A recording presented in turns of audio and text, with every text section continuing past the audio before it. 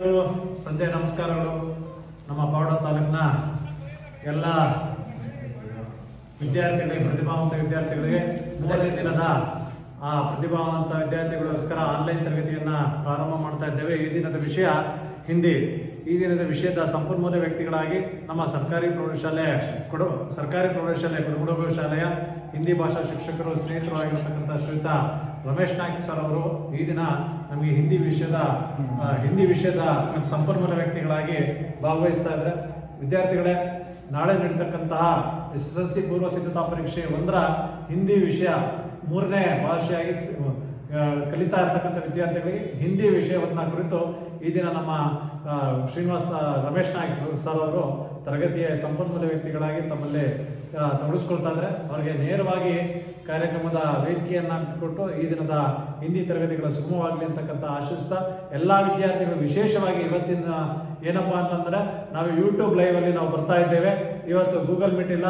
ಎಷ್ಟು ಜನ ಬೇಕಾದ ವಿದ್ಯಾರ್ಥಿಗಳು ಸಹ ಇದರಲ್ಲಿ ಸಬ್ಸ್ಕ್ರೈಬರ್ ಆಗಿ ನೇರವಾಗಿ ನಮ್ಮ ತರಗತಿಗಳನ್ನು ನೋಡ್ಬೋದು ಅಂತಕ್ಕಂಥದ್ದನ್ನು ನಾವು ತಿಳಿಪಡಿಸ್ತಾ, ಇನ್ನು ಮುಂದೆ ಬರ್ತಕ್ಕಂಥ ಎಲ್ಲ ವಿಷಯಗಳ ಹಾಗೂ ಎಲ್ಲ ತರಗತಿಗಳ ನಮ್ಮ ಪಾಠಗಳು ಸಹ ಯೂಟ್ಯೂಬ್ ಲೈವ್ ಅಲ್ಲೇ ಬರ್ತಾ ಇರುತ್ತೆ. ಆದ್ರಿಂದ ಎಲ್ಲ ವಿದ್ಯಾರ್ಥಿಗಳು ಇದರ ಸದುಪಯೋಗ ಪಡಿಸ್ಕೋಬೇಕು ಅಂತ ಹೇಳಿ ನಮ್ಮ ಪಾವಗಡ ತಾಲೂಕು ಮುಖ್ಯ ಶಿಕ್ಷಕ ಸಂಘ, ಸಹ ಶಿಕ್ಷಕರ ಸಂಘ ಹಾಗೂ ಉಪನಿರ್ದೇಶಕರ ಕಚೇರಿ ಮಧುಗಿರಿ ಹಾಗೂ ಕ್ಷೇತ್ರ ಶಿಕ್ಷಣಾಧಿಕಾರಿಗಳ ಕಚೇರಿ ಶಾಲಾ ಶಿಕ್ಷಣ ಇವರ ಪರವಾಗಿ ಎಲ್ಲ ವಿದ್ಯಾರ್ಥಿಗಳು ಮತ್ತೊಮ್ಮೆ ಸ್ವಾಗತವನ್ನು ಕೋರ್ತಾ ಹಿಂದಿ ತರಗತಿಗಳನ್ನ ಪ್ರಾರಂಭ ಮಾಡ್ತಾ ಇದ್ದಾರೆ ಶ್ರೀಯುತ ರಮೇಶ್ ನಾಯ್ಕ್ ಸರ್ ಅವರು. ತುಂಬಾ ಧನ್ಯವಾದಗಳು ಸರ್. ಜಿಲ್ಲಾ ಅಧ್ಯಕ್ಷರಾದಂತಹ ಶ್ರೀಯುತ ಯತಿ ಕುಮಾರ್ ಸರ್ಗೆ ತುಂಬಾ ಧನ್ಯವಾದಗಳು. ಇವತ್ತಿನ ವಿಷಯ ಹಿಂದಿ ವಿಷಯದಲ್ಲಿ ಬರುವಂತಹ ಅತಿ ಸಂಭಾವನೀಯ ಪ್ರಶ್ನೆಗಳನ್ನ ನಾನು ಈ ರೀತಿ ಹೇಳ್ತೀನಿ. ಅದುವೇ ನೀಲಿನಕ್ಷೆ ಆಧಾರವಾಗಿ ಪ್ರತಿಯೊಂದು ಪಾಠದಲ್ಲಿ ಬರುವಂತಹ ಇಂಪಾರ್ಟೆನ್ಸ್ ಅನ್ನ ಮಾತ್ರ ಇವತ್ತು ಹೇಳ್ತಾ ಹೋಗ್ತೀವಿ ವಿದ್ಯಾರ್ಥಿಗಳಿಗೆ. ಇದರಲ್ಲಿ ಮ್ಯಾಕ್ಸಿಮಮ್ 100% ಹೇಳೋದಾದ್ರೆ ಒಂದು 90% ಗ್ಯಾರಂಟಿ ನಿಮಗೆ ರೀಚ್ ಆಗುತ್ತೆ. ಅವನ್ನೇ ಫೋಕಸ್ ಮಾಡಿ, ಅವನ್ನೇ ಓದಿ, ಅವನ್ನೇ ಅಭ್ಯಾಸ ಮಾಡಿ. ಖಂಡಿತ ನಾಳೆ ನಡೆಯುವಂತಹ ಪೂರ್ವ ಪರೀಕ್ಷೆಯಲ್ಲಿ ನಿಮಗೆ ಅನುಕೂಲ ಆಗಲಿ ಅಂತ ನಾನು ಭಾವಿಸ್ತಾ ಈ ದಿನ ಈ ತರಗತಿಯನ್ನು ನಾನು ಪ್ರಾರಂಭ ಮಾಡ್ತಾ ಇದ್ದೀನಿ ಸರ್. ಮೊದಲನೇದಾಗಿ ತೃತೀಯ ಭಾಷೆ ಹಿಂದಿ ನಾಳೆ ನಡೆಯುವಂತಹ ಪೂರ್ವ ಸಿದ್ಧತಾ ಪರೀಕ್ಷೆಗೆ ನಮ್ಮ नील नक्शे अथवा आधार पत्र कहते हैं हिंदी में, उसके आधार पर कैसे कौन सा प्रश्न आता है, कौन सा प्रश्न को कितना वेटेज है, कौन सा संभावनीय है, वो प्रश्न के बारे में आज चर्चा करने के मैं तैयार हूं. छात्रों, पहला पद्य भाग है मातृभूमि. इस पद्य भाग को नील नक्शा या आधार पत्रक में 3 अंक को अंक भार दिया गया है. इस 3 अंक के लिए एक ही प्रश्न आएगा.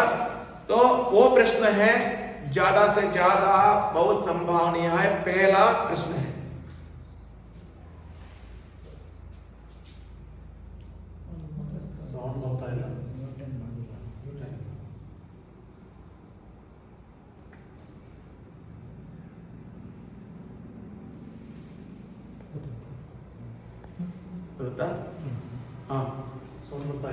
ಮಾತೃಭೂಮಿ.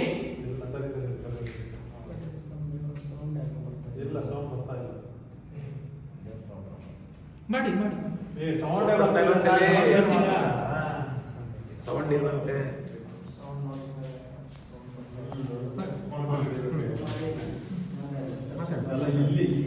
पहला पद्य भाग है कविता. इस कविता में 2 प्रश्न हैं. पहला प्रश्न है भारत माँ की प्रकृति का सौंदर्य का वर्णन कीजिए. क्योंकि ये प्रश्न बहुत संभावनीय है. कैसे? इस पद्य भाग में ये प्रश्न 3 अंक के ही दिया गया है. अगर 2 अंक का पूछा जाए तो दूसरा प्रश्न है वो मातृभूमि का स्वरूप कैसे सुशोभित किया जाता है. इस तरह एक पद्य भाग से पहला प्रश्न कौन सा होगा? एक पहला है भारत माँ की प्रकृति का या प्रकृति सौंदर्य को वर्णन कीजिए.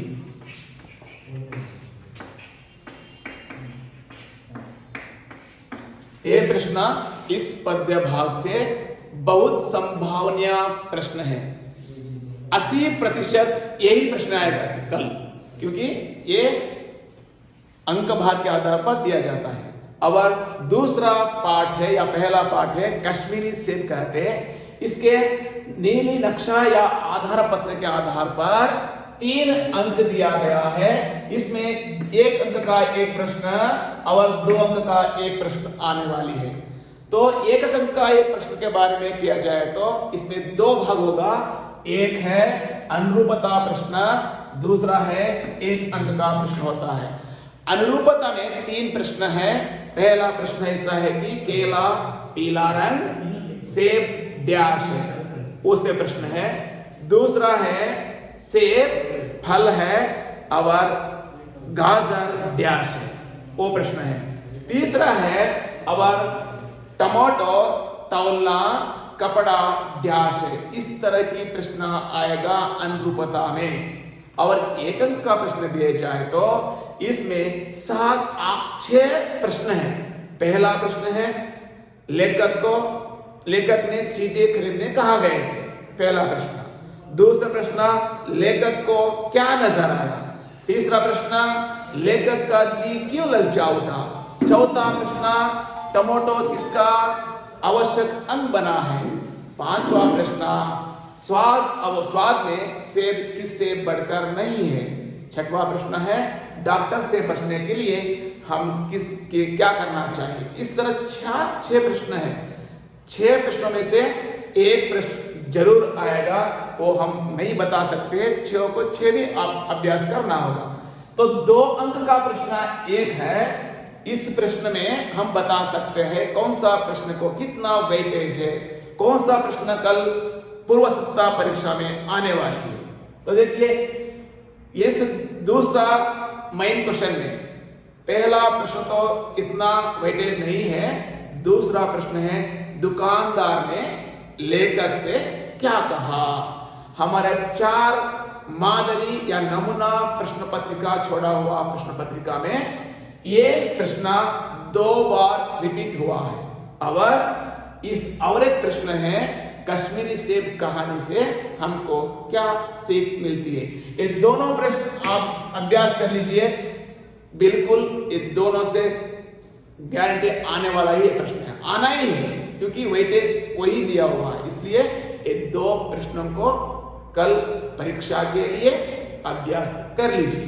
कौन कौन सा प्रश्न है तुम्हारे आपकी किताब में।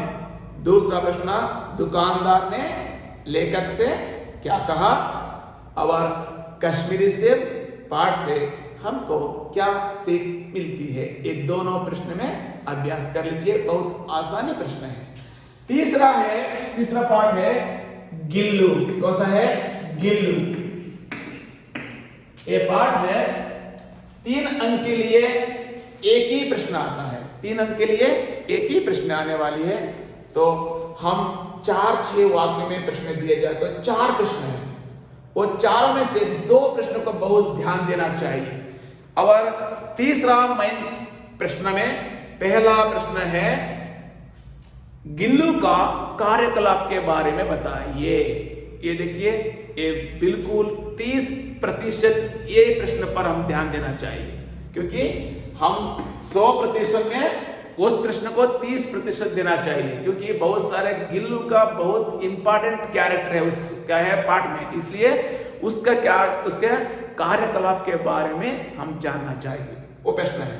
और 4-6 वाक्य के चौथा प्रश्न है वो ही बहुत इंपॉर्टेंट है। कौन सा है गिल्लू के प्रति महादेवी वर्मा जी की ममता का वर्णन कीजिए। बहुत इंपॉर्टेंट है, क्योंकि दोनों संबंध को दिखाने वाले प्रश्न है। इसलिए ये प्रश्न 50% है। 50% ये प्रश्न कल आने वाली है। कौन सा है गिल्लू के प्रति महादेवी वर्मा जी की ममता का वर्णन कीजिए प्रश्न है। और है 2-3 वाक्य का 2 प्रश्न लेना चाहिए हम, और 2-3 वाक्य का दूसरा प्रश्न होगा लेखिका ने गिल्लू का प्राण कैसे बचाए। वो भी आने वाले प्रश्न है 3 अंक के लिए। और दूसरा प्रश्न है गिल्लू के अंत दुक्कत का अंत कैसे हुआ वर्णन कीजिए। ये 4 प्रश्नों को अभ्यास किए तो कल 100% गिल्लू पार्ट में आने वाले प्रश्नों को आप सफलता से क्या सक्सेस या सफलता से अंक पा सकते हैं एक गिल्लू पार्ट से। चौथा पार्ट होगा या पद्य भाग अभिनव मनुष्य। अभिनव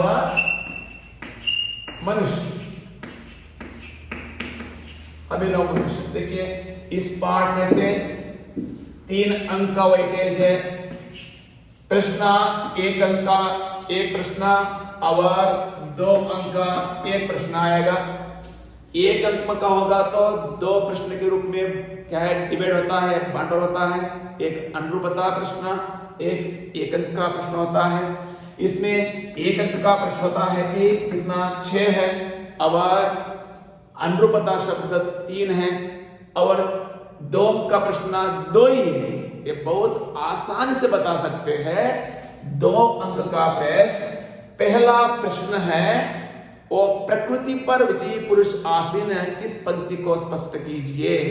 ये प्रश्न 3 अंक के लिए बहुत ज्यादा वेटेज है, 2 अंक के नहीं देते हैं। इसलिए इसी पाठ से दूसरा प्रश्न है दिनकर जी के अनुसार सही मानव का परिचय दीजिए इस पार्ट में से। तो ये बिल्कुल कहता हूं कल अगर इस पार्ट में से 2 अंक का प्रश्न पूछा जाए तो यही प्रश्न पूछना है। कौन सा है? दिनकर जी के अनुसार सही मानव का परिचय क्या है, बिल्कुल कल यही पूछेगा। प्रश्न संख्या 17 से 22 प्रश्न संख्या के अंतर्गत आता है ये प्रश्न 2 अंक के लिए, बिल्कुल जरूर आएगा। तो इस प्रश्न को तुम लोगों ने या आप लोगों ने बहुत सारे अच्छी तरह से अभ्यास कर लीजिए और 1 अंक के लिए अनुरूपता प्रश्न और 1 अंक का प्रश्न अभ्यास कर लीजिए इस पार्ट में से। वही है क्योंकि पहला प्रश्न को इतना वेटेज नहीं है, वो नहीं दे सकते, वो 3 अंक का प्रश्न है। और 5वां पार्ट होगा मेरा बचपन। मेरा बचपन, ये हमारे एपीजे अब्दुल कलाम जी के आत्मकथा के आधार पर अभी ये प्रश्नों से पाठ है। ये पाठ को भी 3 अंक का वेटेज दिया है, 3 अंक का। इसमें से भी 1 प्रश्न 1 अंक का है और 2 अंक का 1 प्रश्न है, 2 अंक का 1 प्रश्न है। 1 अंक के लिए 4 1 अंक वाली 1 वाक्य में प्रश्न है, 4 अनुरूपता प्रश्न है, 4 और 2 अंक का प्रश्न है। कुल मिलाकर 12 प्रश्न है। तो इस पाठ हमको बहुत आसान होगा क्योंकि बहुत आसानी के तरीके से हम सीख सकते हैं। इसमें से 1 अंक का प्रश्न है अब्दुल कलाम जी के जन्म कब हुआ, पहला प्रश्न। दूसरा प्रश्न है अब्दुल कलाम के बचपन में किस घर में रहते थे। तीसरा प्रश्न अब्दुल कलाम को दुर्लभ वस्तु कौन सा है। चौथा प्रश्न अब्दुल कलाम के चचेरे भाई का नाम क्या था। ये 4 प्रश्नों में से 1 प्रश्न आएगा। तो देख लीजिए बहुत आसानी है। और 2 अंक के लिए 4 प्रश्न है तो पहला प्रश्न इतना वेटेज नहीं है क्योंकि अब्दुल कलाम की बचपन में निश्चिंतता और सादगी में बिताने का कारण क्या है। ये प्रश्न हमारे नमूने प्रश्न पत्रिका में एक ही प्रश्न में नहीं रिपीट हुआ है। तो दूसरा प्रश्न है आसियम्मा जी अब्दुल कलाम को खाने में क्या क्या देती थी। ये प्रश्न बहुत वेटेज है, ये लगभग 17% कल ये पूर्व सिद्धता परीक्षा में आने वाले प्रश्न है क्योंकि हमारे चारों नमूना प्रश्नों में यही 3 बार रिपीट हुआ है। 3 बार यही प्रश्न रिपीट हुआ है। कौन सा? आसियम्मा जी अब्दुल कलाम को खाने में क्या क्या देती थी, वो प्रश्न है। तीसरा प्रश्न है जैनुल अब्दीन नमाज के बारे में क्या कहते हैं। जैनुल अब्दीन नमाज के बारे में क्या कहते हैं, वो प्रश्न भी 20% इंपॉर्टेंट होगा, वो उसको भी पढ़ लेना चाहिए। और अंत में और 10% का होगा जैनुलब्दीन कौन सा काम शुरू किया है। ये तीनों को बहुत ध्यान दीजिए विशेषता से। दूसरा प्रश्न को तुम लोगों ने ध्यान से पढ़ लीजिए। वो ये आसिया अम्मा जी अब्दुल कलाम को खाने में क्या क्या देती थी। और छठवां है एक प्रश्न संख्या 34 में आएगा, बहुत इंपॉर्टेंट है, 4 अंक का प्रश्न है। ये हमारे बसंत की सच्चाई, बसंत की सच्चाई इस पाठ से आएगा। देखिए प्रश्न संख्या 34, यही बिल्कुल ये भी प्रश्न में आएगा 4 अंक के लिए। तो प्रश्न 2 ही है। एक प्रश्न है बसंत एक ईमानदार लड़का है कैसे। ये दोनों से एक अच्छी तरह से अभ्यास करना तो बहुत आसान से 4 अंक को प्राप्त कर सकते हैं। कौन सा प्रश्न? बसंत एक ईमानदार लड़का है कैसे। ये बहुत इंपॉर्टेंट है। चारों प्रश्न पत्रिकाओं से चारों ये प्रश्न दिया हुआ है, इसलिए इस पर ध्यान दीजिए, अभ्यास कर लीजिए, तो कल इस प्रश्न के लिए उत्तर आसानी से मिल जाएगा। और दूसरा प्रश्न है राजकिशोर के मानवीय व्यवहार के बारे में लिखिए। वो दोनों अथवा प्रश्न देता है, वो नहीं तो वो है, 2 में से एक प्रश्न लिखना चाहिए, इसलिए आप दोनों को अभ्यास कर लीजिए। ये एक करना तो भी बस होगा, बहुत आसान होगा। 7वां और पद्य पाठ है वो तुलसी के दोहे।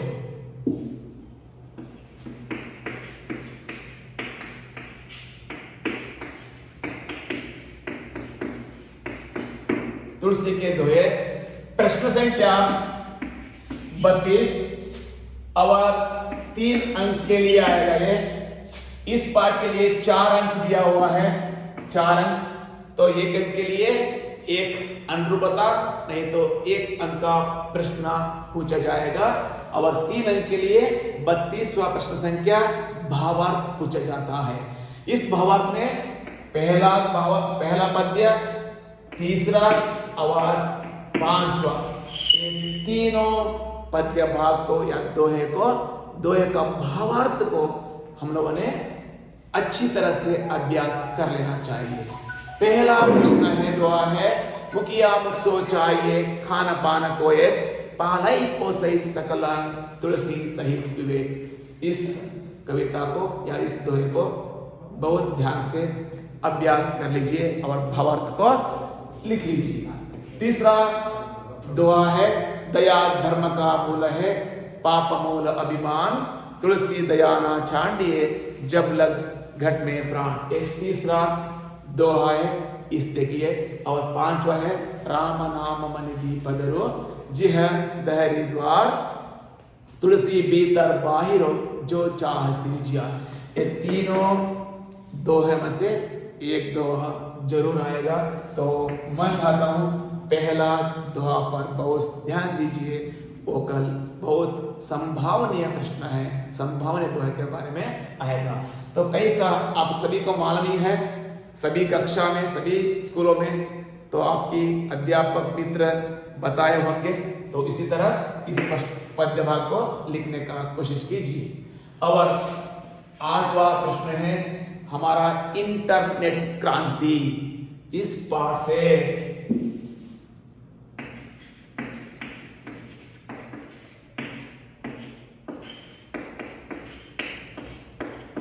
इंटरनेट क्रांति, इस पाठ को 3 अंक का वेटेज दिया है।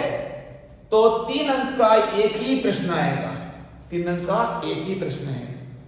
तीसरा मेन प्रश्न में 4 है, वो 4 में से 3 प्रश्न बहुत जरूरी है, बहुत इंपॉर्टेंट है।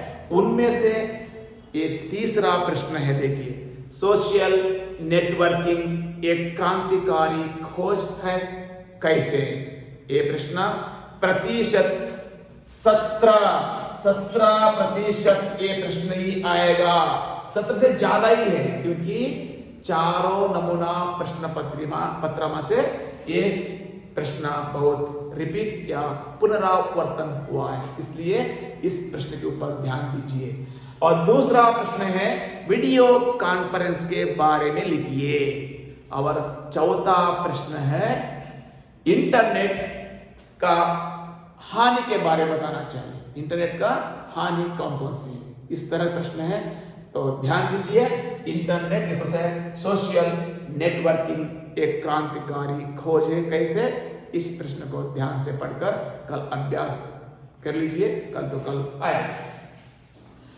9वां प्रश्न है पाठ है ईमानदारों के सम्मेलन में।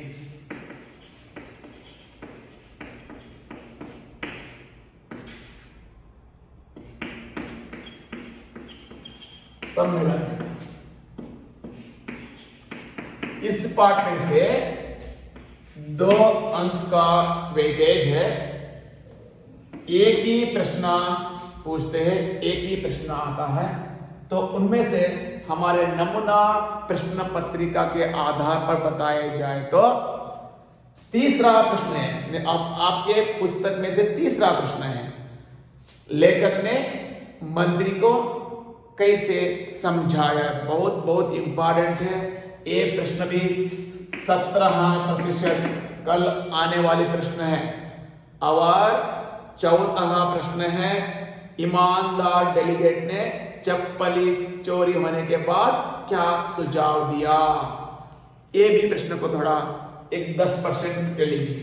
और 20% का और एक प्रश्न है लेखक ने कमरा छोड़कर जाने को क्यों निर्णय ले लिया।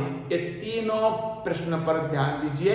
ये तीनों में से कल एक आना ही है, बिल्कुल आएगा भी, इसलिए ये तीनों प्रश्नों पर ध्यान दीजिए। इस पाठ में से कौन सा है, ईमानदारों के सम्मेलन पाठ में से दीजिए। और 10 पाठ संख्या 10 से है, वही है दुनिया में पहला मकान। दुनिया में पहला मकान। इस पाठ में से 2 अंक का वेटेज है, एक अंक का भार है। एक 2 अंक के लिए 1 अंक का प्रश्न 2 पूछे जाते हैं। एक अनुरूपता प्रश्न, दूसरा 1 अंक का प्रश्न।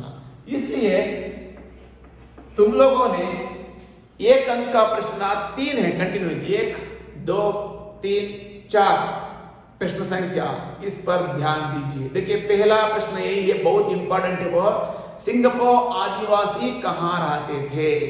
बहुत आसानी प्रश्न है।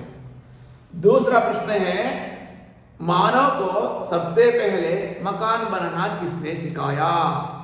तीसरा प्रश्न है दोनों दोस्तों ने और मकान के बारे में पूछताछ करने के लिए कहां चल पड़े। चौथा प्रश्न है सबसे पहले किससे मुलाकात हुई। दोनों दोस्तों का सबसे पहले किससे मुलाकात हुई। ये 4 प्रश्नों पर ध्यान दीजिए। एक 4 में से एक प्रश्न जरूर आने वाली है। और अनुरूपता प्रश्न 4 है। उनमें से पहला प्रश्न है हाथी, जंगली जानवर, भैंस डैश। ये प्रश्न पर बहुत ध्यान दीजिए। ये प्रश्न बहुत बार रिपीट हुआ है और 4 नमूना प्रश्न पत्रिका में से ये 2 बार रिपीट हुआ प्रश्न है, इसलिए इस पर ध्यान दीजिए। और इसमें से थोड़ा अंतर्गत से प्रश्न पूछा जाते हैं। अनुरूपता प्रश्न को कौन सा है, मकान का छत मछली के पीठ जैसी तो मकान का स्तंभ डैश है। इस प्रश्न 2 बार रिपीट हुआ है और प्रश्न का उत्तर यही है हाथी के पैर जैसे। हाथी के पैर जैसे। इस तरह ये 2 अंक के लिए आप सभी अभ्यास कर लीजिए इस पाठ भाग से। तो आसानी है, बहुत आसानी है। 2 अंक का अंक भार है। और 11 तो पाठ संख्या समय की पहचान। समय की पहचान एक पद्य भाग है, कविता है। इसमें के 3 अंक का वेटेज दिया है। 3 अंक के लिए एक ही प्रश्न आएगा, वही है तीनों प्रश्नों का एक ही उत्तर होगा। पहला प्रश्न है मनुष्य का सुख कब संभव है, पहला प्रश्न। दूसरा प्रश्न है समय को कैसे सदुपयोग करना चाहिए। तीसरा प्रश्न कविता के आधार पर और अंतिम 4 पंक्तियों का क्या कहना चाहते हैं कवि ने। ये तीनों प्रश्नों को एक ही उत्तर है। तो आपके बहुत शिक्षकों ने ये इसके बारे में बताया होंगे, तो आसानी से ये 5 पॉइंट आते हैं। समय अनमोल है, समय धन से भी ज्यादा महत्व है, और हमको आलस्य छोड़ना चाहिए, काम पर पूरा मन लगाना चाहिए, और हमारा आत्म पर विश्वास करना है।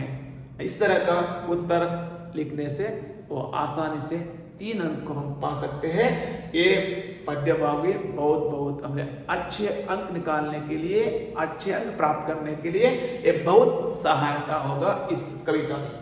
और 12 पाठ संख्या रोबोट है। रोबोट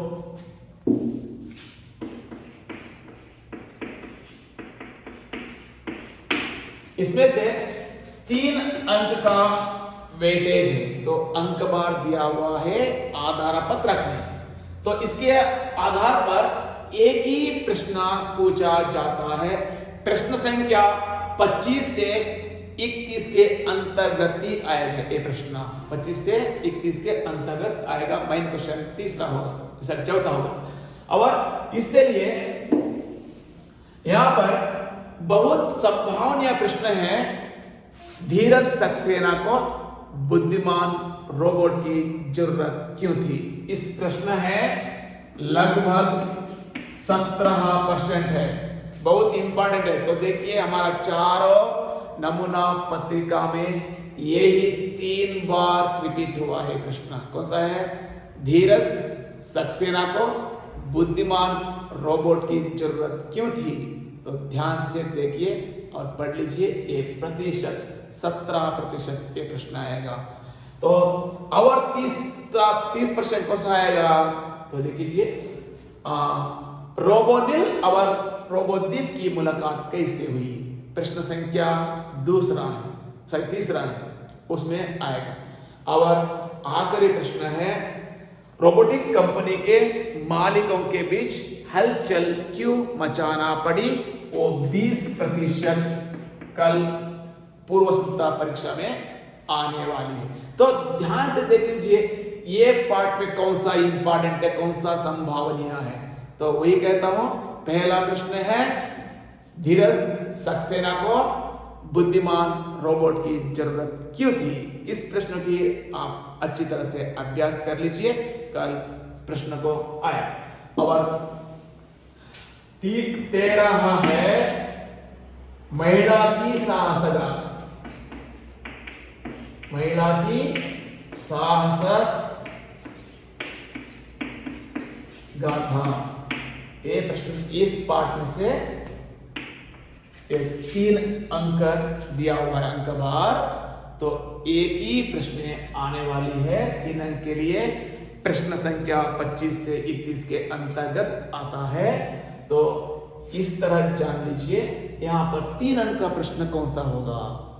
तो पहला ये कहता हूं मैं, दक्षिणा शिखर पर चढ़ते समय बचेंद्र का अनुभव क्या था, या अनुभव के बारे में लिखिए करके एक प्रश्न है। कौन सा है? तीसरा मेन क्वेश्चन, सब क्वेश्चन नंबर 1 है। वो प्रश्न पर बहुत ध्यान दीजिए। वो प्रश्न प्रतिशत 60% वो प्रश्न आएगा। 60% ಆ ಪ್ರಶ್ನೆ ಬರುತ್ತೆ. ಯಾಕಂದ್ರೆ ಅದರಲ್ಲಿ ಜಾಸ್ತಿ ವೇಟೇಜ್ ಇರುವಂತಹ ಒಂದು ಪ್ರಶ್ನೆ ಅದೇ. ಯಾವುದು? दक्षिण शिखर पर चढ़ते समय बचेंद्र का अनुभव कैसा था, विवरण दीजिए. ಮತ್ತೆ ನಾವು ಇದೇ ಪಾಠದಲ್ಲಿ ನೋಡೋದಾದ್ರೆ ಇನ್ನ 2 ಪ್ರಶ್ನೆ ಇದಾವೆ. ಒಂದು ಪ್ರಶ್ನೆ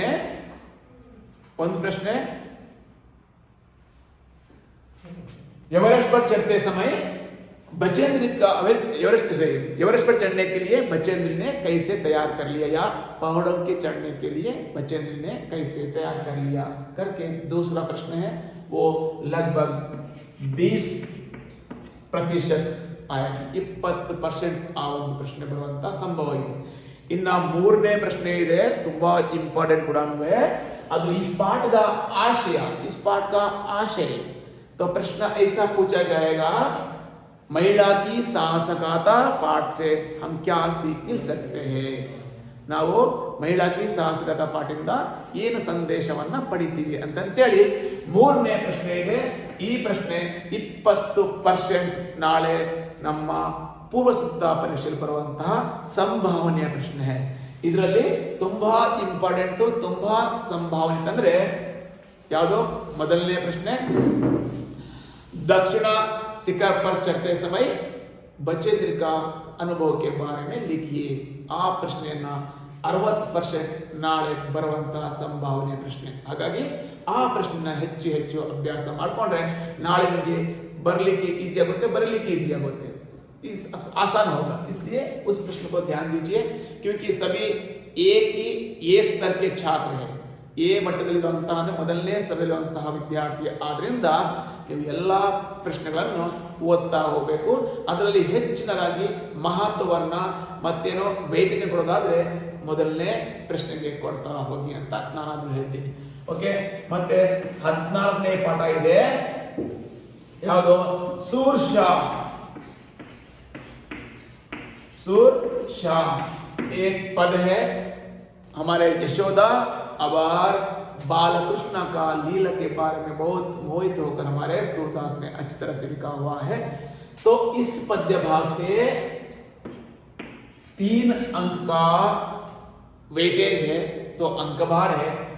2 प्रश्न पूछा जाएगा, 1 अंक का 1 प्रश्न, 2 अंक का 1 प्रश्न पूछा जाएगा. 1 अंक का मतलब है 2 भाग होता है, एक अनुरूपता शब्द, दूसरा 1 अंक का प्रश्न क्या है? भाग होता है.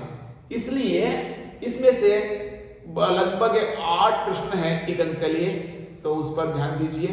और अनुरूपता शब्द 4 ही है, बहुत बहुत आसान शब्द है. इसमें से जरूर एक अनुरूपता शब्द ही आएगा शायद. इसलिए इस पाठ में से अनुरूपता 4 प्रश्नों को ध्यान से देखिए. कैसा पूछा जाएगा? बालकृष्ण भोला भाल है और बलराम डैश, तो उत्तर होगा चुगलखोर कैसा है. और नंदा यशोदा गोरे और कौन सा कृष्णा डैश है. इस तरह की प्रश्न अनुरूपता में आएगा. और 2 अंक का प्रश्न लिया जाए तो इस पद्य भाग से 5 प्रश्न है 2 अंक के लिए. 3 प्रश्नों का एक ही उत्तर है, तो कौन सा होगा? पहला प्रश्न, कृष्णा बलराम के साथ खेलने क्यों नहीं जाते थे? पहला प्रश्न.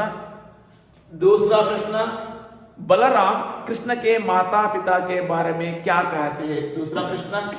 और चौथा प्रश्न है, बालकृष्ण यशोदा से क्या शिकायत करते हैं? शिकायत क्या क्या करते हैं? ये तीनों प्रश्नों को एक ही उत्तर है. तो आपके कक्षाओं में आपके शिक्षक बताया होंगे, उस पर ध्यान दीजिए. तो इस पाठ में से बहुत इंपॉर्टेंट प्रश्न एक है, तो 5वां प्रश्न है. ये प्रश्न हमारे नमूना प्रश्न पत्रिका के आधार पर दिए जाए तो ये प्रश्न बहुत इंपॉर्टेंट है. प्रश्न कौन सा है? मां यशोदा कृष्ण के क्रोध को कैसे शांत करती है? देखिए, बहुत बहुत आसान प्रश्न है, 3 बार पूछा गया है, इसलिए इस प्रश्न पर ध्यान दीजिए. ये लगभग 7% है. ಇದು ಹೆಚ್ಚು ಕಡಿಮೆ 60% ಅದೇ ಪ್ರಶ್ನೆ ಬರುತ್ತೆ. ನಿಮ್ಮ ಪುಸ್ತಕದ 5ನೇ ಪ್ರಶ್ನೆ ಇದು ನಿಮಗೆ 2 ಅಂಕಕ್ಕೆ ಬರುತ್ತೆ. ಅದನ್ನ ಹೆಚ್ಚಿನಾಗಿ ಅಭ್ಯಾಸವನ್ನ ಮಾಡ್ಕೊಳ್ಳಿ. ಇದನ್ನ ಬಿಟ್ರೆ ಇದು ಈ 3 ಸೇರಿಸಿ 20% ಬರಬಹುದು. ಅಥವಾ ಇನ್ನೊಂದು ಪ್ರಶ್ನೆ ಇದೆ, ಆ ಪ್ರಶ್ನೆನೇ यशोदा मां के ऊपर कृष्णा क्यों क्रोध होता है, अथवा कृष्णा मां के ऊपर क्यों नाराज होता है ಅಂತ ಪ್ರಶ್ನೆ ಇದೆ. ಅದನ್ನ ನೋಡ್ಕೊಳ್ಳಿ. ಅದು 20% ಬರಬಹುದು. ಅಂದ್ರೆ ಇದರಲ್ಲಿ ಹೆಚ್ಚಿನದಾಗಿ ವೇಟೇಜ್ ಇರುವಂತಹ ಪ್ರಶ್ನೆನೇ 5ನೇ ಪ್ರಶ್ನೆ. ಇದನ್ನ ಹೆಚ್ಚಿನದಾಗಿ ನೀವು ಧ್ಯಾನ ಅಥವಾ ಅಭ್ಯಾಸವನ್ನ ಮಾಡಿ ಪ್ರಿಪೇರ್ ಆಗಿ ನಾಳೆ ಇದೇ ಬರುವಂತಹ ಪ್ರಶ್ನೆ ಜಾಸ್ತಿ ಇದೆ. ಅಕಸ್ಮಾತ್ ಇವೆರಡಿದ್ರು ಹೇಳಕ್ಕಾಗಲ್ಲ, ಇದನ್ನು ಓದ್ಕೊಳ್ತಾ ಹೋಗ್ಬೇಕು. ಮತ್ತೆ 15ನೇ ಪಾಠ ನಮ್ಗೆ ಒಂಥರ ಬೋನಸ್ ಪಾಠ ಅಂತಾನು ಹೇಳ್ತಾ ಹೋಗಬಹುದು. ಕರ್ನಾಟಕ ಸಂಪದ. ಕರ್ನಾಟಕ ಸಂಪದ ಈ ಪಾಠಕ್ಕೆ 4 ಅಂಕಗಳನ್ನ ಇಲ್ಲಿ ನಿರ್ಧಾರಿತ ಮಾಡಿದ್ದಾರೆ. 4 ಅಂಕಗಳಿಗೆ ಒಂದು ಅಂಕದ ಪ್ರಶ್ನೆ, 3 ಅಂಕದ ಪ್ರಶ್ನೆ ಒಂದನ್ನ ಕೇಳ್ತಾರೆ. ಹಾಗಾದ್ರೆ 1ನೇ ಅಂಕದ ಪ್ರಶ್ನೆ ಯಾವ್ದು ಬರುತ್ತೆ? ಇದ್ರಲ್ಲೂ 2 ಭಾಗ ಆಗುತ್ತೆ. ಒಂದು ವಾಕ್ಯದ ಬರ್ಬೋದು, ಇನ್ನೊಂದು ಅನುರೂಪತ ಬರ್ಬೋದು. ಎರಡರಲ್ಲಿ ಒಂದು ಗ್ಯಾರಂಟಿ ಒಂದು ಬರುತ್ತೆ. ಮತ್ತೆ 3 ಅಂಕದ ಪ್ರಶ್ನೆ ಅಂದಾಗ ನಮ್ಮ ಪಾಠದಲ್ಲಿರುವಂತದ್ದು 3 ಪ್ರಶ್ನೆ, ಮೈನ್ ಕ್ವಶನ್ 3 ಪ್ರಶ್ನೆ ಇದಾವೆ. ಅದು ತುಂಬಾ ಇಂಪಾರ್ಟೆಂಟು, ನಮಗೆ ತುಂಬಾ ಈಸಿ ಆಗಿರುವಂತಹ ಪಾಠ ಕರ್ನಾಟಕ ಸಂಪದ ಪಾಠ. ಹಾಗಾದ್ರೆ ಮೊದಲನೇ ಪ್ರಶ್ನೆ ಯಾವುದಿದೆ? ಕರ್ನಾಟಕಕ್ಕೆ ಪ್ರಾಕೃತಿಕ ಸೌಂದರ್ಯ का वर्णन कीजिए. ಅದರ ಪ್ರಶ್ನೆಗೆ ಹೆಚ್ಚು ಕಡಿಮೆ 20% ಕೇಳುವಂತ ಸಂಭವ ಇದೆ. 20% ಕೇಳುವಂತ ಸಂಭವ ಇದೆ. ಯಾವುದು? ಕರ್ನಾಟಕ ಪ್ರಾಕೃತಿಕ ಸೌಂದರ್ಯ का वर्णन कीजिए ಅಂತ ಒಂದು ಪ್ರಶ್ನೆಗೆ. ಮತ್ತೆ 2ನೇ ಪ್ರಶ್ನೆ ಇದೆ, बहुत इंपॉर्टेंट है. कल ज्यादा से ज्यादा वही प्रश्न पर फोकस कीजिए या अभ्यास कीजिए. कर्नाटक शिल्पकला अनोखी है, कैसे स्पष्ट कीजिए या विवरण दीजिए ಅಂತ ಆ ಪ್ರಶ್ನೆ ಹೆಚ್ಚು ಕಡಿಮೆ 70% ಬರುತ್ತೆ. ಅದೇ ಪ್ರಶ್ನೆ 3 ಅಂಕಕ್ಕೆ. ಹಾಗಾಗಿ ನೀವು ಆ ಪ್ರಶ್ನೆಯನ್ನ ತುಂಬಾ ಚೆನ್ನಾಗಿ ಅಭ್ಯಾಸ ಮಾಡ್ಕೊಳ್ಳಿ. ಅದನ್ನ ಬರೆದು ಅಭ್ಯಾಸ ಮಾಡಿ. ಖಂಡಿತ ತುಂಬಾ ಸರಳ ಇದೆ ಮತ್ತೆ ಸ್ಪಷ್ಟತೆ ಇದೆ. ನಿಮಗೆ ಅಂಕವನ್ನು ತರಲಿಕ್ಕೆ ತುಂಬಾ ಈಸಿ ಆಗುತ್ತೆ ಅಂತ ನಾನು ಹೇಳ್ತೀನಿ. ಪ್ರಶ್ನೆ ಯಾವುದು? ಕರ್ನಾಟಕ ಶಿಲ್ಪಕಲಾ ಕೆ ಬಾರೆ ಮೇ ವಿವರಣೆ ದೀಜಿಯೆ ಅಂತ ಇದೆಯಲ್ಲ, ಆ ಪ್ರಶ್ನೆಯನ್ನ ನೋಡ್ತಾ ಹೋಗಿ. ಇನ್ನ 10% ನೋಡಾದ್ರೆ 3ನೇ ಪ್ರಶ್ನೆ ಇದೆ, ಅದು ಓದ್ಕೋಬೇಕು. ಯಾಕಂದ್ರೆ ನಾವು ಹೇಳ್ತಿರುವಂತದ್ದು ಇವೆಲ್ಲ ತುಂಬಾ ಅತ್ಯುತ್ತಮವಾಗಿ ಅಭ್ಯಾಸ ಮಾಡುವಂತಹ ವಿದ್ಯಾರ್ಥಿಗಳು, ಮೊದಲನೇ ದರ್ಜೆಯಲ್ಲಿರುವಂತಹ ಎ ಗ್ರೂಪ್ ಇರುವಂತಹ ವಿದ್ಯಾರ್ಥಿಗಳು ಎಲ್ಲರೂ ಚೆನ್ನಾಗಿ ಓದ್ಕೊಳ್ತೀರಂತ ಇದನ್ನ ನಾನು ಅಭ್ಯಾಸ ದೃಷ್ಟಿಯಿಂದ ಯಾವ ಪ್ರಶ್ನೆಗೆ ಹೆಚ್ಚು ಫೋಕಸ್ ಮಾಡಬೇಕು, ಯಾವುದು ನಮಗೆ ತುಂಬಾ ಬರುವಂತಹ ಸಂಭಾವನೆ ಇದೆ ಅದನ್ನು ಮಾತ್ರ ಹೇಳ್ತಾ ಇದ್ದೀನಿ ನಾನು. 2ನೇ ಪ್ರಶ್ನೆಯನ್ನ ನೀವು ಫೋಕಸ್ ಮಾಡಿ ಈ ಒಂದು ಕರ್ನಾಟಕ ಸಂಪದ ಪಾಠದಿಂದ. ಇನ್ನ ಇರೋದೇ ಈಗ ಕೊನೆ ಪಾಠ 16ನೇ ಪಾಠ ಇರುತ್ತೆ, ಬಾಲ್ ಶಕ್ತಿ. ಬಾಲ್ ಶಕ್ತಿ ಪಾಠ. ಇದರಲ್ಲಿ 2 ಅಂಕಕ್ಕೆ ಕೇಳ್ತಾರೆ. ವೈಟೇಜ್ ಇರುವಂತದ್ದು ಒಂದೇ ಪ್ರಶ್ನೆ ಬರುತ್ತೆ. 2 ಅಂಕದ ಒಂದೇ ಪ್ರಶ್ನೆ ಬರುತ್ತೆ. ಅದರಲ್ಲೂ ನಿಮ್ಮ ಪಾಠದಲ್ಲಿ ಬರುವಂತಹ 3ನೇ ಪ್ರಶ್ನೆ, 4ನೇ ಪ್ರಶ್ನೆ, 5ನೇ ಪ್ರಶ್ನೆಗೆ ಫೋಕಸ್ ಮಾಡ್ತಾ ಹೋಗಿ. 1, 2 ಇಷ್ಟೊಂದು ವೇಟೇಜ್ ಇಲ್ಲ, ಅಂಕ ಬಿಟ್ಟರು ಪರವಾಗಿಲ್ಲ, ಬಟ್ ಓದ್ಕೋಬೇಕು. ಜಾಸ್ತಿ ವೇಟೇಜ್ ಪರ್ಫೆಕ್ಟ್ ಆಗ್ಬೇಕಾದ್ರೆ ನೀವು 3ನೇ ಪ್ರಶ್ನೆಯನ್ನ ನೋಡ್ತಾ ಹೋಗಿ. गांव के सफाई में बच्चे कैसे काम करते थे ಅಂತ 3ನೇ ಪ್ರಶ್ನೆ ಇದೆ ನೋಡಿ. ಅದನ್ನ ಹೆಚ್ಚಿನದಾಗಿ ನೀವು ಬಳಸ್ತಾ ಹೋಗಿ, ನೋಡ್ತಾ ಹೋಗಿ. ಆಗ ಖಂಡಿತ ನಿಮಗೆ ಒಳ್ಳೆ ರೀತಿಯಲ್ಲಿ ಅಂಕ ಬರಲಿಕ್ಕೆ ಸರಳ ಆಗುತ್ತೆ. ಮತ್ತೆ ಇನ್ನೊಂದು ಪ್ರಶ್ನೆ ಇದೆ, गांव को आदर्श गांव कैसे बनाया जाते हैं. ಮತ್ತೆ 4ನೇ ಪ್ರಶ್ನೆ, कलेक्टर साहब बच्चों के तारीफ कैसे किया. ಯಾವ ರೀತಿ ಅವರು ಪ್ರಶಂಸೆಯನ್ನ ಮಾಡೋದು, ಯಾವ ರೀತಿ ಹೊಗಳಿದ್ರು ಅಂತ ಅಲ್ಲಿದೆ, ಆ ಪ್ರಶ್ನೆ ಬರಬಹುದು. ಆದ್ರೆ ಈ ಪಾಠದಲ್ಲಿ 3ನೇ ಪ್ರಶ್ನೆಗೆ ಜಾಸ್ತಿ ವೇಟೇಜ್ ಮಾಡ್ರಿ ಅಥವಾ ಒಂದು ಜಾಸ್ತಿ ಅಭ್ಯಾಸ ಮಾಡ್ರಿ. ಅದೇ ಈ ಪಾಠದ ಒಂದು ಉದ್ದೇಶವನ್ನ ಇಕ್ಕಿರುವಂತಹ ಒಂದು ಪ್ರಶ್ನೆ. ಹಾಗಾಗಿ ಇದನ್ನ ಓದ್ತಾ ಹೋಗಿ. 2 ಮತ್ತೆ 3ನೇ ಪ್ರಶ್ನೆಗೆ ಒಂದೇ ಉತ್ತರ, ಕನ್ಫ್ಯೂಸ್ ಆಗಬೇಡ್ರಿ. 2 ಮತ್ತೆ 3ನೇ ಪ್ರಶ್ನೆಗೆ ಒಂದೇ ಉತ್ತರ. ಹಾಗಾಗಿ ಯಾವ್ದು ಕೊಟ್ಟರು ನಡೆದು ಹೋಗುತ್ತೆ. ಮತ್ತೆ ಕೊನೆಯ ಪ್ರಶ್ನೆ ಇದೆ, 5000 मिलने के बाद मोहन ने क्या निर्णय लिया. ಅದನ್ನ ಬೇಕಾದ್ರೆ ಓದಿ ಅಡ್ಜಸ್ಟ್ 30% ನೋಡ್ಕೊಳ್ಳಿ. ಮತ್ತೆ 2 ಮತ್ತೆ 3ನೇ ಪ್ರಶ್ನೆಗೆ ಹೆಚ್ಚು ಕಡಿಮೆ 70% ನೀವು ಫೋಕಸ್ ಮಾಡಿ. ಅದು ನಾಳೆ ಬರುವಂತಹ ಪ್ರಶ್ನೆ ಆಗಿರ್ತದೆ. ಇನ್ನ ನಮ್ಮ ಕೊನೆಯ पद्य भाग कोशिश करने वालों की कभी हार नहीं होती है बहुत बहुत एवरिगिन पद्य भाग हम लोगों के लिए वरदान भी है ತುಂಬಾ ಒಳ್ಳೆ ಮಾರ್ಕ್ಸ್ ತಂದುಕೊಳ್ಳಲಿಕ್ಕೆ ಇರುವಂತಹ ಪದ್ಯ ಭಾಗ ಕಂಠಸ್ಥ ಪದ್ಯ ಭಾಗ ಪ್ರಶ್ನೆ ಸಂಖ್ಯೆ 35 ಪ್ರಶ್ನೆ ಸಂಖ್ಯೆ 35 4 अंकಗೆ 4 ಸಾಲುಗಳನ್ನ असफलता एक चुनौती है इसे स्वीकार करो क्या कमी रह गई देखो और सुधार करो जब तक ना सफल हो नींद चैन को त्यागो तुम संघर्ष का मैदान छोड़कर मत भागो तुम 4 ಸಾಲನ್ನ ನೀವು ಒಂದು ಸ್ಪೆಲ್ಲಿಂಗ್ ಮಿಸ್ಟೇಕ್ ಇಲ್ಲದೆ ಒಂದು ಚುಕ್ಕಿನೂ ಬಿಡದ ಹಾಗೆ ಕರೆಕ್ಟ್ ಆಗಿ ಬರೀರಿ 4ಕ್ಕೆ 4 ಅಂಕ ಗ್ಯಾರಂಟಿ ಬರುತ್ತೆ ನಮ್ಮ ಕೊನೆಯ ಪದ್ಯ ಕೋಶಿಶ್ करने वालों की कभी हार नहीं होती है ಪ್ರಶ್ನೆ ಸಂಖ್ಯೆ 35 ಇದು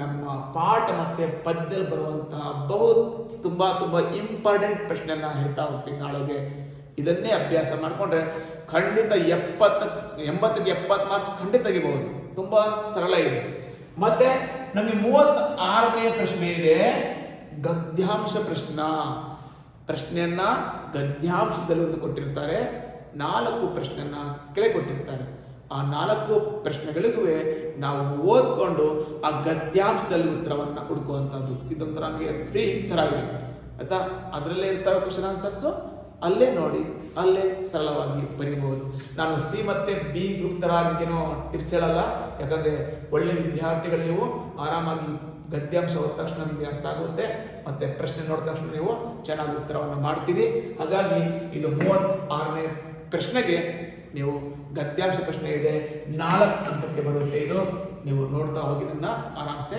ಬರೀತಾ ಹೋಗಿ ಮತ್ತೆ 37ನೇ ಪ್ರಶ್ನೆ ನಿಬಂಧವನ್ನ ಬರ್ಸುವಂಥದ್ದು ಬರೆಯುವಂಥದ್ದು ಅದು 4 ಮಾರ್ಕ್ಸ್ ಇರುತ್ತೆ ಹಾಗಾದ್ರೆ ಯಾವ ವಿಷಯಕ್ಕೆ ಮೇಲೆ ಬರುತ್ತೆ ನಮ್ಮ ಒಂದು ಪಾಠದ ಅನುಸಾರವಾಗಿ ಇಂಟರ್ನೆಟ್ ಕ್ರಾಂತಿ ಕೊಡಬಹುದು ಕರ್ನಾಟಕ ಸಂಪದ ಕೊಡಬಹುದು 37ನೇ ಪ್ರಶ್ನೆಗೆ ಇಂಟರ್ನೆಟ್ ಕ್ರಾಂತಿ ಕೊಡಬಹುದು ಮತ್ತೆ ಜನಸಂಖ್ಯಾ ಸಮಸ್ಯೆ ಆಗಬಹುದು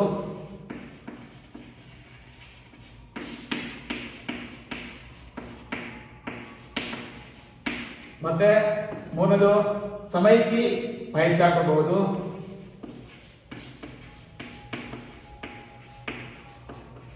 ಈ ಮೂರಲ್ಲಿ ಒಂದು ಗ್ಯಾರಂಟಿ ಇದ್ದೇ ಇರುತ್ತೆ 100%.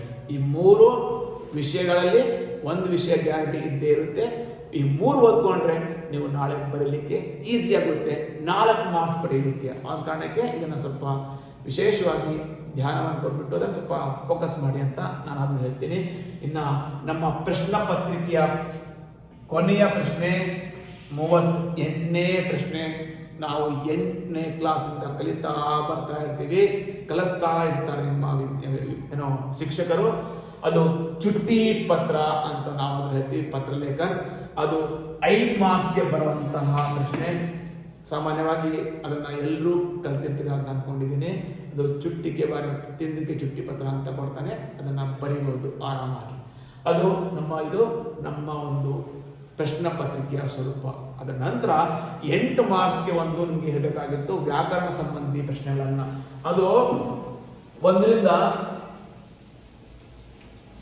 1ನೇ ಪ್ರಶ್ನೆಯಿಂದ 8ನೇ ಪ್ರಶ್ನೆಗಳಿಗೆ ಬರುತ್ತೆ ವ್ಯಾಕರಣ ಸಂಬಂಧಿ ಪ್ರಶ್ನೆಗಳು ವ್ಯಾಕರಣ ಸಂಬಂಧ ಪ್ರಶ್ನೆಗಳು ಅದರಲ್ಲಿ ವಿಲೋಮ ಶಬ್ದ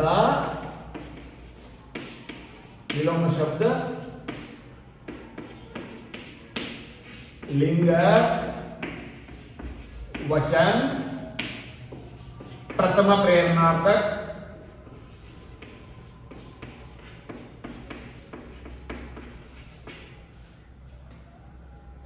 प्रेरणार्थक 5 संधि 6 समास 7 कारक 8 ವಿರಾಮ ಚಿಹ್ನೆ